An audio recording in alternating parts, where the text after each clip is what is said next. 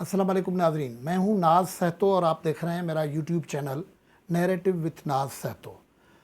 नाजरीन, बिल आखिर उस बात का अब इंकशाफ हो गया जिस वजह से खान सरकार में एक मायूसी, परेशानी और भागम दौड़ बची हुई है।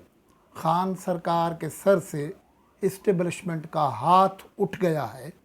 ये आज फार्मली ऐलान हो गया है और इस सिलसिले में हम आपसे गुफ्तगू को आगे बढ़ाएंगे।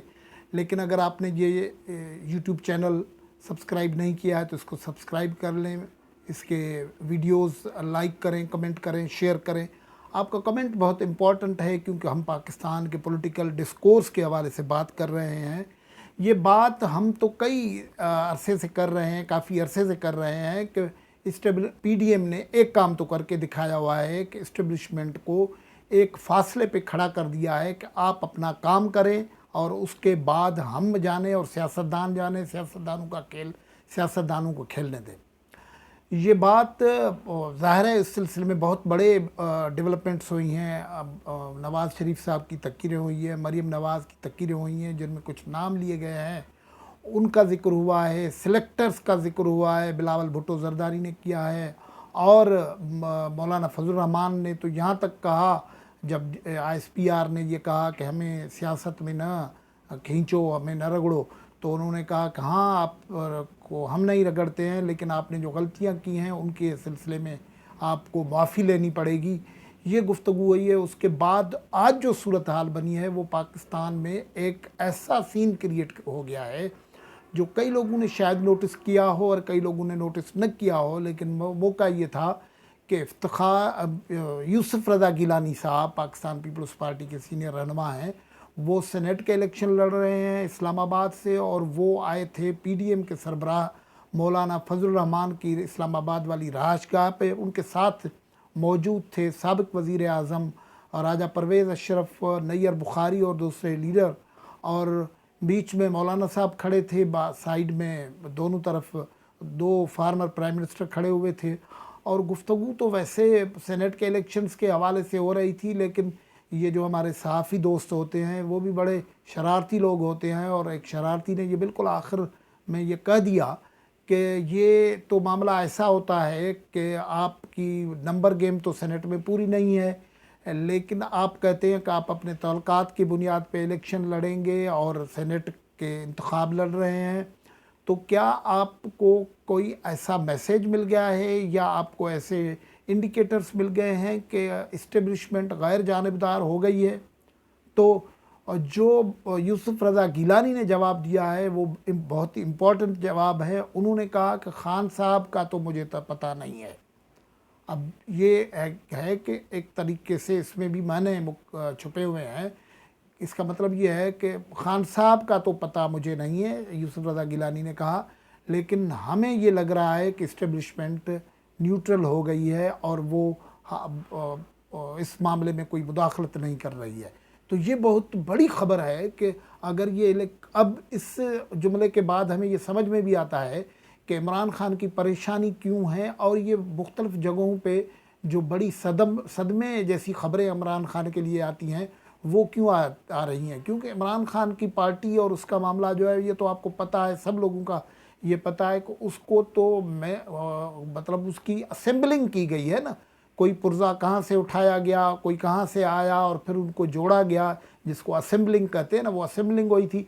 अब जब वो असेंबलिंग करने वाले हाथ उठा गए हैं तो पुर्जे अपने अपने रुख पे चलना शुरू हो गए हैं। उस वजह से आप देखें कि खान साहब की दौड़ें लगी हुई हैं। आज भी वो नौशहरा जा रहे हैं, वहाँ अब परवेज़ खटक की पॉलिटिकल कैरियर कहते हैं कि दाव पे लग गया है और ज़मीनी इलेक्शंस में पे दर पे उनकी खान साहब की शिकस्तें हो रही हैं। तो उसके बाद फिर ये हो रहा है कि उनके इदारों में जहाँ वो जाते थे और बड़े तम तराक से जाके जो कहते थे हो जाता था, अब वो ऐसे नहीं हो रहा है। कई जगहों पे उनकी पेशियाँ हो रही हैं। इसके अलावा जो इलेक्शन कमीशन है वो उसने खान साहब के नाक में दम किया हुआ है। एक तो ये जो ढस्का वाला इलेक्शन है उसकी उन्होंने डिस्ट्रिक्ट रिटर्निंग अफसर से अब रिपोर्ट तलब कर ली है, वो बंद लिफाफे में पहुंच गई है। جو رپورٹ ہے جو انسائڈ ذرائع کہتے ہیں وہ وہی ہے جو کچھ آنکھوں نے دیکھا، ویڈیو پہ آیا کہ کیسے 20 آر اوز جو ہیں، پریزائڈنگ افسرز جو ہیں، پی اوز جو ہیں وہ غائب ہو گئے، اور انہوں نے کیا اسٹیٹمنٹس دیے، اور وہ جو ڈیٹا ہے وہ اس کیسے ایگزیجریٹ ہو گیا ہے. تو یہ رپورٹ تو یہ ہے، اور یہ معاملہ بہت بڑا ان کے گلے میں پڑا ہوا ہے. اب اس میں پی ٹی آئی کا جو سٹانس آہستہ آہستہ بنتا جا رہا ہے وہ کسی اور پولیٹیکل کنفرنٹریشن کو جنم دے سکتا ہے. پی ٹی آئی اب یہ شور کر رہی ہے کہ یہ جو ڈسکا کا الیکشن تھا اس کا نتیجہ جتنے پولنگ سٹیشنز کا فیئرلی کاؤنٹ ہو سکا ہے اس بنیاد پہ نتیجہ اناؤنس کر دیا جائے. اور مریم نواز یہ کہہ رہی ہیں کہ اب تو معاملہ کلیئر ہے کہ یہ اگر ری الیکشن ہونے ہیں تو سب پولنگ اسٹیشنز پہ ری الیکشنز ہونے ہیں. اس سب پولنگ اسٹیشنز پہ ری الیکشن کروانے کے والی بات سے پی ٹی آئی بھاگ رہی ہے. اور یہ جو معاملہ ہو رہا ہے، جتنا پولیٹیکل ٹینشن بڑھ رہا ہے، الیکشن کمیشن صرف یہاں تو یہ بول چکی ہے، الیکشن کمیشن نے ایک چارج شیٹ فریم کیا ہوا ہے سرکار کے اوپر. اس سے پورا پتہ لگتا ہے کہ اسٹیبلشمنٹ کا رول کیا ہوتا ہے اور کیا نہیں ہوتا ہے. کہ وہ تو برملا کہہ چکے ہیں کہ انتظامیہ اور قانون نافذ کرنے والی کی کمزوری کی وجہ سے یہ سب کچھ ہوا جو ڈسکا میں ہوا، جس میں آئی جی گم ہو گئے، چیف سیکریٹری گم ہو گئے، ڈی سی گم ہو گئے، کوئی چیف الیکشن کمشنر کو نہیں مل رہا تھا، اور ڈبے اٹھائے گئے. وہ جو مریم نواز کہہ رہی ہیں نا کہ بکسا بھی گم تو ڈسکا بھی گم، وہ جو صورتحال بنی. لیکن اس کا علاج بھی ڈھونڈا جا رہا ہے. یہ جو کھیل کھیلا جا رہا ہے اس کا علاج بھی ڈھونڈا جا رہا ہے. اور یہ کھیل یہ ہے کہ یہ جو بکسا گم اور ڈسکا گم کا وہ یہ ہے کہ میاں نواز شریف صاحب ہیں تو لندن میں، لیکن ظاہر ہے پاکستان میں ان کا بہت بڑا انفلوئنس ہے اس وقت، بڑی پولیٹیکل پارٹی کے طور پر وہ موجود ہیں. تو وہ اگلے ایک آدھے دن میں وہ ایک بہت ہی وہ کہا جا رہا ہے کہ ہائی ڈوز اسپیچ کرنے والے ہیں، ہائی ڈوز اسپیچ کرنے والے ہیں. اور اس اسپیچ کا اسکرپٹ بھی تیار ہو رہا ہے.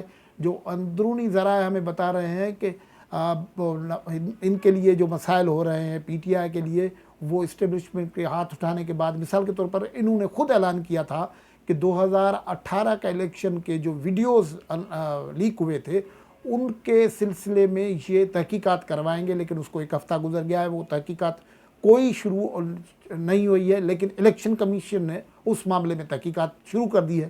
یہ معاملات ایسے ہیں کہ آہستہ آہستہ گلے پڑ رہے ہیں. اور خود جو ایک بات یہ تھی سینٹ کے الیکشن کے سلسلے میں جو بات ہو رہی تھی، وہ یوسف رضا گیلانی نے بہت امپورٹنٹ بات ایک اور بھی کی ہے کہ اس کا جہانگیر ترین سے کوئی ٹیلی فون پہ یا ذاتی رابطہ نہیں ہوا ہے، لیکن وہ ان کے رشتہ دار ہیں تو وہ تعلق تو موجود ہے. یہ بھی امپورٹنٹ ہے. لیکن جہانگیر ترین نے پتہ نہیں کیوں ان کو یہ ضرورت پڑ گئی ہے، انہوں نے ایک وضاحتی بیان جاری کیا ہے کہ میں پی ٹی آئی کے کارکن ہوں اور اس کے لیے کام کروں گا، اور حفیظ شیخ کو میں نے آسرا پورے تعاون کا یقین دلایا ہے. اب وہ جہانگیر ترین اتنے زخم خوردہ ہیں، وہ ان حالات میں بھی حفیظ شیخ سے کیا تعاون کر پائیں گے، جہاں خود ان جو ریئل ایم این ایز ہیں وہ ان کے ساتھ ملنے کے لیے تیار نہیں ہیں. حفیظ شیخ کے متعلق میں نے کل آپ کو بتایا تھا ایک ولاگ میں، آج بلکہ صبح والے ولاگ میں نے آپ کو بتایا تھا کہ اس کے ساتھ جو ایم کیو ایم اور پیر پگاڑا کے ملاقات میں ہوا ہے، جس میں بہت تلخ باتیں ان کو سننی پڑی ہیں، کیونکہ وہ خود تو فائنانس منسٹر ہیں، وہ کسی کے لیے اویلیبل نہیں ہوتے ہیں، اور وہ باہر سے آتے ہیں. اور ایک کمپین بھی چل رہی ہے، آپ کے پاس علم میں ہے، سوشل میڈیا پہ کمپین چل رہی ہے کہ حفیظ شیخ کو ہرایا جائے، کیونکہ وہ آئی ایم ایف اور ورلڈ بینک کے نمائندے ہیں یہاں، اور یہاں پاکستان کے لوگوں پر ٹیکسز اور دوسرے معاملات ڈالتے رہے ہیں، اور پاکستان کے عوام کے سلسلے میں ان کا رول جو ہے عوام دشمنی والا رہا ہے. تو یہ کمپین بھی سوشل میڈیا پہ چل رہی ہے. لیکن آج جو بہت بڑی خبریں ہیں وہ یہ ہیں کہ ایک تو انکشاف ہوا، اور اس کے بعد آج تصدیق کر دی یوسف رضا گیلانی نے کہ اسٹیبلشمنٹ نیوٹرل ہو گئی ہے. اسٹیبلشمنٹ نیوٹرل ہو گئی ہے. اتنی خوشی سے جب یوسف رضا گیلانی بات کر رہے تھے تو اس کے کئی اور معنی بھی نکل رہے تھے. یہ بات بھی اپنی جگہ ہے. ایک تو یہ خبر ہے، دوسری یہ ہے کہ نواز شریف صاحب ایک ہائی ڈوز اسپیچ کرنے والے ہیں اگلے دنوں میں، اس سے پاکستان کے پولیٹیکل سین پہ بہت گہرے اثرات ہو سکتے ہیں۔ آج کی گفتگو میں یہاں سے اجازت، اللہ حافظ۔